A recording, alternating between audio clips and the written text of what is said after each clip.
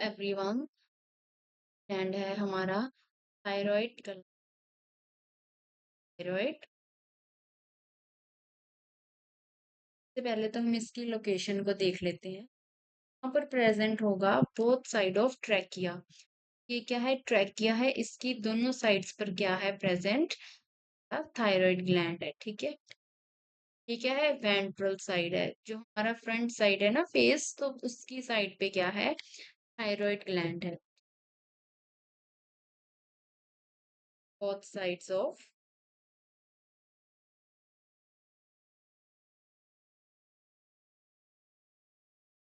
ये क्या है? एक बाइलोब्ड स्ट्रक्चर है।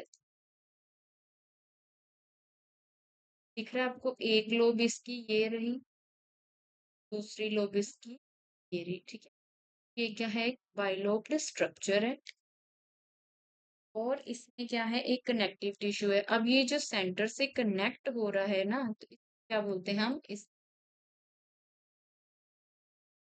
जो सेंट्रल कनेक्टिव टिश्यू है जो कनेक्ट कर रहा है ना, क्या बोलते हैं? इस अब इसके पास क्या है? टू टाइप्स के सेल्स हैं। थायराइड के पास टू टाइप्स के सेल्स हैं। कौन से सेल्स हैं? एक तो है फॉलिक्यूलर सेल्स,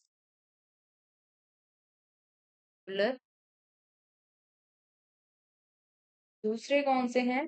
पैराफॉलिक्यूलर सेल्स।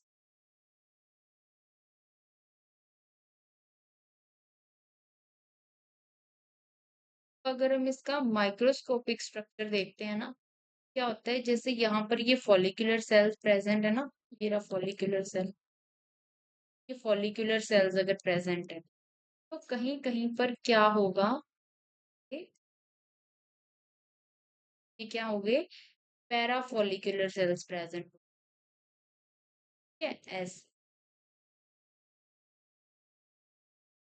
ये क्या है? हमारे ग्रीन कलर में मैंने पैराफॉलिक्यूलर सेल्स आपको शो किए हैं। ठीक है? तो जो फॉलिक्यूलर सेल्स है, क्या सिक्रेट करेगा अब यहाँ पर? E3 और हार्मोन एंड और हार्मोन। और ये जो हमारा पैराफॉलिक्यूलर है, ये क्या सिक्रेट करेगा? कैल्सिटोनिन की फंक्शनिंग हम देखते हैं। ये हो गए हमारे हार्मोन्स T3 T4 कैल्सिटोनिन। अब जो क्या है एक्टिव और इनएक्टिव फॉर्म्स हैं इसकी T3 और T4 में से, वो देखेंगे हम। ठीक है, नेक्स्ट देखते हैं। फर्स्ट ऑफ ऑल ये दोनों क्या है? T3 एंड T4 क्या है? आयोडीन डिराइव्ड है। आयोडीन डिराइव्ड मीन्स इनका कोई स्ट्रक्चर है जिसमें क्या है? आयोडीन प्रेजेंट है। जो T3 होगा उसमें 3 आयोडीन कहीं पे प्रेजेंट है, तो इसलिए इसका नाम क्या है? ट्राई आइटोथायरोनिन। और जो T4 है, का नेम क्या है? टेट्रा आइटोथायरोनिन।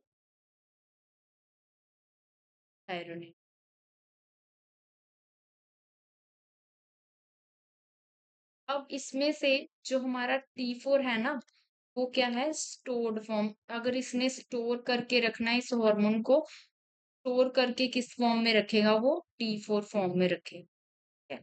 T4 को स्टोर रखेगा, जब इसको जरूरत होगी तो क्या इसको T4 को T3 में कन्वर्ट करेगा, एक आयोडीन को बाहर निकाल देगा।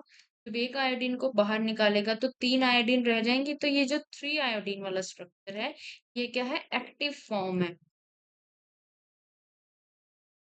ये क्या है? कोई भी सिग्नलिंग दे सकती है कि क्या करना है फर्दर सेल्स को। अब जो कैल्सिटोनिन है, ये क्या करता है? कैल्शियम को, इसका फंक्शन क्या है? कैल्शियम को एब्सॉर्ब कर।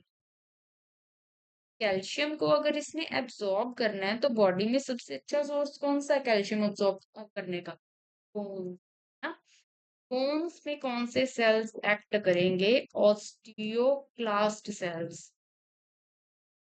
आपने याद रखना है, एक हम ब्लास्ट सेल करेंगे ऑस्टियो, यहाँ पर बट हम क्लास्ट सेल्स कर रहे हैं। टी से क्लास्ट से आपने याद रखना है कट। वो उनको क्या करेगा, कट कट कट करके क्या करेगा, कैल्शियम को अपने अंदर बढ़ाने की कोशिश करेगा, सॉरी अब्सॉर्ब करेगा अपने अंदर, ठीक है। तो इसका काम क्या है, इसने कैल्शियम को डिक्रीज करना है, ठीक है। नेक्स्ट देखते हैं तो मेन फंक्शंस क्या हैं थायराइड के। Functions of thyroid gland.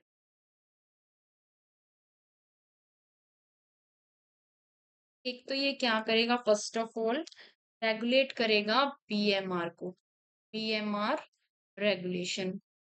PMR क्या होता है, basal metabolic rate, metabolic,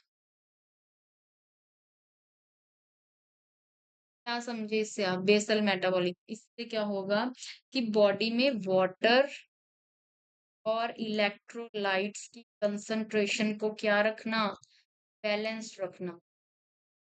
mainly इसमें कौन सा इलेक्ट्रोलाइट आएगा, हमने पहले भी हॉर्मोन्स में देखा है कि सोडियम आयन की कंसंट्रेशन हमारी बॉडी में प्रॉपर होनी चाहिए हर चीज की वर्किंग के लिए, ठीक है। तो इसमें वाटर और इलेक्ट्रोलाइट्स का बैलेंस करके रखना है। और क्या करेगा, सपोर्ट करता है आरबीसी फॉर्मेशन को।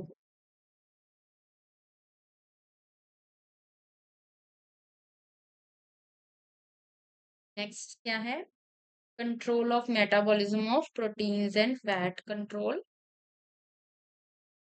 Metabolism protein and fats.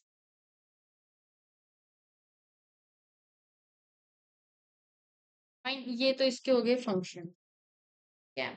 अब हमने इसका मेनली क्या डिस्कस करने हैं, डिसऑर्डर्स, और इसके डिसऑर्डर्स बहुत इंपॉर्टेंट है।